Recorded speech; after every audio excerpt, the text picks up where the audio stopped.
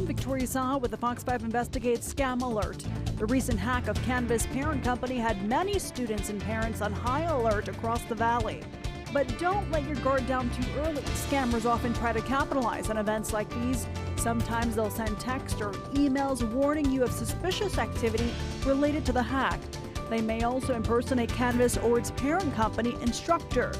In both cases, they'll offer assistance, but it's really a ploy to get access to your personal and financial information. Be suspicious of any message asking for fast access to your sensitive data.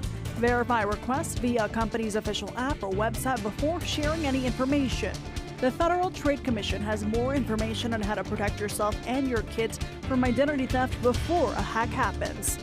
We'll have a link at fox5vegas.com.